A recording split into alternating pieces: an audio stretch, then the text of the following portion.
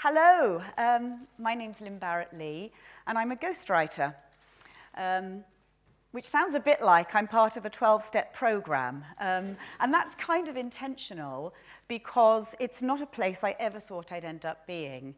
I had a plan. I just had one plan from my early childhood, and that was to be a fabulously successful, rich, famous, fated novelist. Which brings me to my first point, given that we're talking about identity today, and that's that writers have the most enormous egos. A blank piece of paper is God's way of telling us how hard it is to be God. And that's what it's all about, I think, as well as being a writer, so he pops quotes up right, left, and center. Writers talk endlessly about being writers. Sidney Sheldon has got it right, that everybody who wants to write, give or take a few noble souls, fiction, does so because they think they have something very important to say to the world. They have a take on the world that nobody else does. So it's very much about ego for them. But it's not just a development of ego for its own sake. Thinking about this talk, it also occurred to me that there's another reason why authors, particularly authors of fiction, have to have big egos. It's because it's a very, very difficult profession to get into. There's a book I read to my children when they were little. It's about a little boy called Billy. You may have heard of it. And he one day went up to his bedroom and found he had a tiny dragon under his bed. And he was like, wow, I've got a dragon. So, of course, he hot-foots it downstairs to see his mum and goes, Mum, Mum, Mum, Mum, Mum, there's a little dragon under my bed. And his mum, being typical mum, says, don't be silly, dear. There's no such thing as a dragon. So Billy, being a very good little boy, goes back to his room and decides to ignore the little dragon.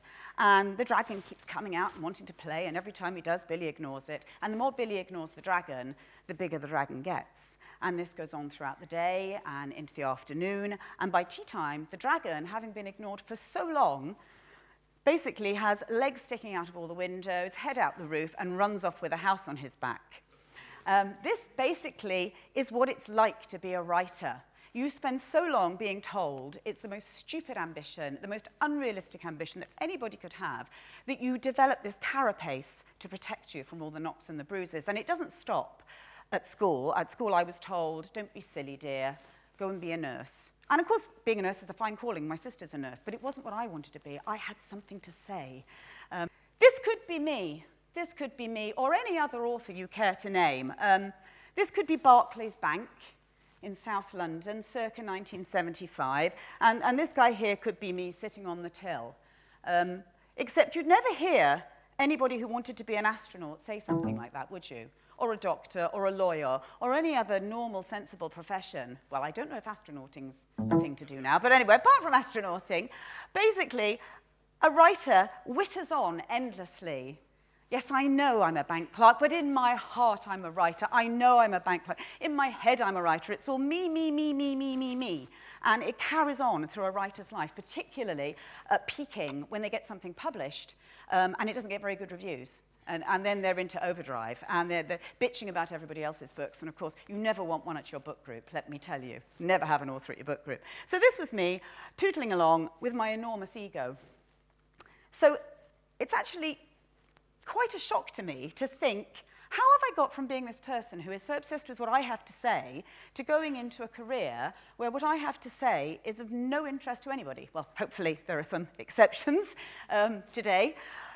And that's the strangest thing, because if it's all about me, I'm a me person. But to be a ghostwriter, you have to be a you person. And that's what interested me, because I thought, actually, for all my bluster and my great I am, and I've got to be a writer before I do anything else in my life, I'm actually much more interested in other people than I thought I was. And when I started breaking it down, I realized that I spent an awful lot of my time sitting in pubs, listening to all the horrible details of my friends' acrimonious breakups and divorces and all the problems with their sex lives, all manner of stuff. I just soak it all up. And of course, it ends up in a book. So be very careful who you go to the pub with. Quite dangerous. So actually, I thought, no, actually, I am a you person. That's what I am. And listening to Professor Spector earlier, I realize now my mother must have licked me senseless. Because actually, that's called empathy. I thought it was me just getting research down, really, and saying, no, I won't tell anybody. There's no, not at all.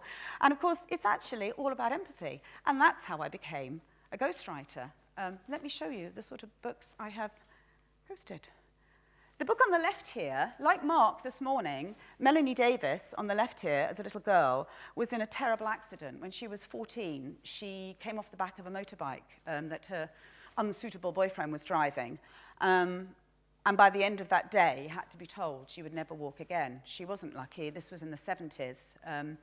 And she's had an incredible life. I can't tell you the ending, obviously, because it would spoil the read for you. But it has a sort of ending that if I put it in a novel, nobody would believe it. It's so lovely. And she asked me if I'd help her write her story, because she'd read my column. I do a column in a newspaper in Wales, and she'd read a couple of my comedy novels, and she thought, I want somebody with a sense of humour to tell my story. And of course, my first instinct was the instinct of any writer. No, not in a million years. I have my characters in my brain, I make up my plots. I'm God. I'm not coming in and being your staff, telling your story. But then, of course, I went and met her. And the minute I met her, I thought, there's something to this. I don't have to think up a plot. I don't have to think up any characters. Job done. Quite easy.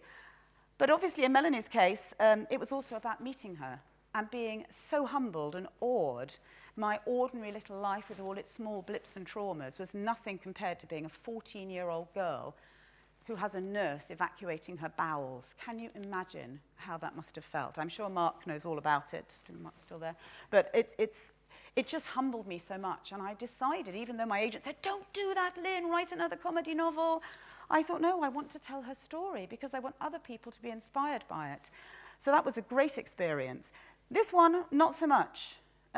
Poor Faith had a terrible life. She was abused mentally, physically, sexually by a variety of people in her childhood. And when I met her, she was in her 50s, and she's still in her 50s now, and it's still very much a work in progress for her. So getting under her skin was actually quite a difficult experience, and it actually made me think more about the business of being a ghostwriter. It's actually very intense. And sitting, making up all your little characters in your comedy novels, this is a whole different ballgame. So when I finished that one, I said to my agent, please, I don't think I can do another misery memoir.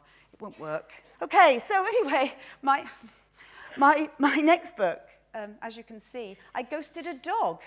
My editor rang me up and said, how do you feel about dogs, Lynne? And I said, I love all God's creatures. Affecting that stance as well, because when you speak to an editor at a publisher's, you're always a little bit sort of genuflecting and everything because they hold all the power. They don't anymore, now do they? Amazon does. But George was the biggest dog in the world, and it was the perfect antidote to dealing with the horrors of Faith's life, to fly out to America at the publisher's expense, and it's not often that happens, and interview him. He didn't have a lot to say, obviously, because he's a dog. And there wasn't a lot of story there either, because he basically was born and got big and got bigger and did some very entertaining poops, got a bit bigger still, got the Guinness World Records, and went on Oprah Winfrey. That was George. George is still with us, by the way. He's still here. I'm talking in the past tense. So my job there was quite a tricky one, because nobody particularly wants to read a story like that, because story is all about cause and effect. So Dave and Christy, his parents, were very gracious, and they allowed me to come into their home and come into their lives and hear all about the terrible time they'd had trying to start a family, with some fairly horrendous miscarriages along the way. And George became the star of that family during that period. So that was a very edifying one to do. Moving on, 1960s London, Angela was 19, unmarried, pregnant, and Catholic. In 1960s London, that was not a good place to be. She was sent away by her mother quickly before she showed, so that none of the neighbours knew. And she had to go and live in a convent run by nuns and go on the bus to have her baby without pain relief, then get the bus back to the convent, and after 6 weeks of only being allowed to see her baby for feeds, give it up for adoption to a family who were obviously more deserving because they hadn't made that terrible life mistake she had. Has a lovely ending because her son found her 30 years later, which was, again, for me, what a beautiful thing to be involved in writing, and what a lovely story. Final one here, this is very recent. Ian is a 48-year-old miner from Grimethorpe. Becoming Ian was quite an adventure for me, as you can imagine. I didn't even know about mines until I moved to Wales, and I was shocked then how they were living and working when I was dancing around my bedroom to Mark Bolan. It was like something out of the past century. Ian's wife died of cancer, aged 48, leaving 8 children. So this, again, was quite an interesting one to write from my perspective, becoming this man with all his myriad problems and honouring this woman. But again, the privilege of taking a real life, not making up a load of characters, taking real human beings and inviting you to share their amazingly inspiring lives. And Angie was amazing. This is probably the most amazing project I have ever been involved in. You may have seen some of the publicity for this book because Morena has been on telly a lot this week and in all the papers. Morena Chapman is a Bradford housewife now, but in the 1950s, she was a little toddler. Well, she was 4, we think, when she was abducted from somewhere near her home in Colombia and then dumped in the middle of the Columbian jungle, where she spent the next 5 years living with a troop of Capuchin monkeys before being returned to civilization by some hunters that she'd come upon. That's just the beginning of the story, really. What happened after that was equally incredible, and there will be a sequel. But becoming Morena was probably my hardest job, because Morena has no sense of identity herself. She doesn't know who she is. She doesn't know who her parents are. She doesn't know where she's from. She doesn't really know how old she is. She only picked up language again in her teens, and her English is still very shaky. To find out how she ended up in Bradford, married to a church organist, you'll have to read the book and the sequel. But that's my projects to date. And I thought, as this is a TED Talk, and there's lots of sciencey people here, I thought I'd bring some science to the proceedings as well, if I can get the clicker to work. Yes, here we are. This is science, Lynne style. This is what I use to teach my creative writing students. I teach once a week. I say geometry, there's no geometry. It's not that I'm that stupid. I don't know why I called it that. I think wine might have been involved in the equation. This is what I do. I create narrative tension. This is what a ghost does. You basically want to get all the white bits, using all the green bits, but avoiding all the red bits. Okay, you got that? It's quite straightforward, really. But actually, I thought, you don't want this sort of science. I just look like a twit. So I thought I'd do pictures instead. This amazing picture represents the eye, because I ghost. And it's for imagination, as well as all the licking, obviously. The licking's important. The empathy is super important. If you're going to inhabit another person's very soul, then you need that. But imagination is very important. Imagination isn't just about plots and characters. It's actually about imagining yourself as somebody else, and that's central to what I do. Does it come up? No? Click harder. G. Well, obviously G for ghost. You may be wondering what this is. It's not that I moonlight in a lumber yard.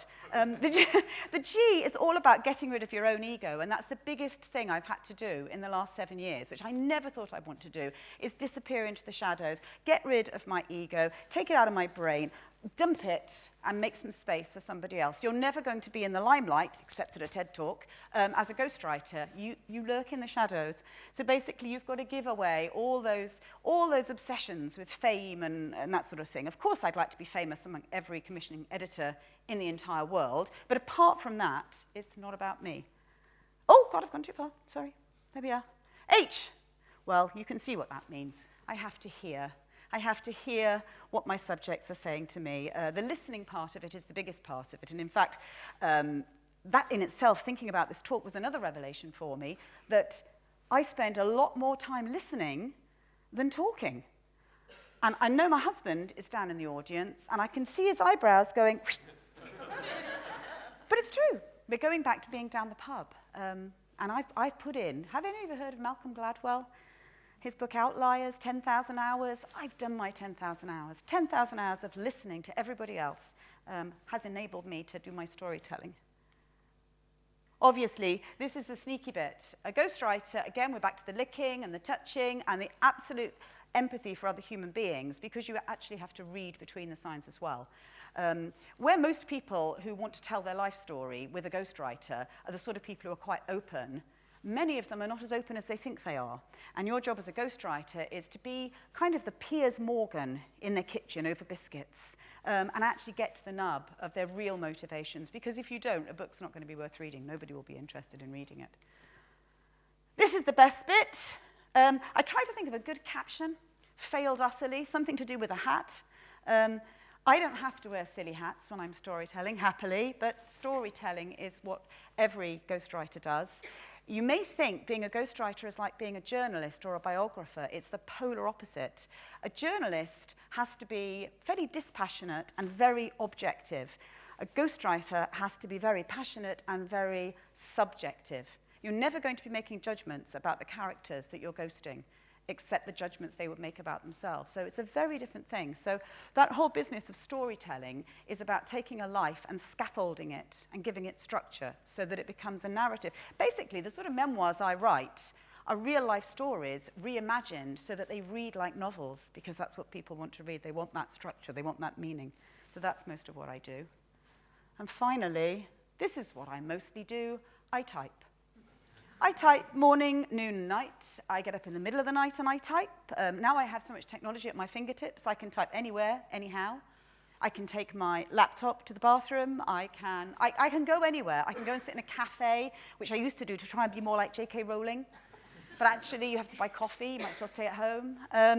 I type all day. A lot of people would think, if you've seen the film The Ghost, or The Ghostwriter, I think it's called in America, based on the book by Robert Harris, you might think that ghostwriters are very exotic characters, and they're always flying off to exotic locations and pushing microphones in people's places and running for their lives. I think that was the case with Ian McEwan, wasn't it? Was it Ian McEwan? No, he's another person. Ignore that. But in the film, running for his life because they know secrets that nobody else knows. It's not like that. Ghostwriters sit in crumb-laden offices all day and type, and only occasionally are they let out. I get let out occasionally, mostly to libraries, mostly on sort of wet Wednesday nights, and I mostly talk to 3 librarians, because nobody ever turns up. Happens all the time. So this is quite a big thing for me. This is quite a big stage, quite a big audience that aren't 16 and asleep. I do them quite a lot as well. And it actually got me thinking when I got to the end of this, that when I came to TED and I was asked if I'd do it, I first thought it was FedEx with the typing. And then I told my son, I said, I'm doing a TEDx talking about, whoa, you? No. And then he told his friend, and he went, no. And I didn't even know. I kind of thought it was technology, but I didn't really know. So I made up my own little acronym for TED, which was more personal to me. The T, so obviously, is terrified. I don't think I've ever been so frightened. Everyone's so clever here, these brains. Terrified from the minute I agreed to do it. You know how you say, yeah, I'll do it. And then, oh, why? E's been 2 things. It's been interchangeable. It's been ever so excited and ever so emetic. Oh, my God. I've been sick with nerves these past few weeks. And finally, the D. And the D was the holy grail at the end of this presentation, because the D stands for done. And I am. Thank you very much.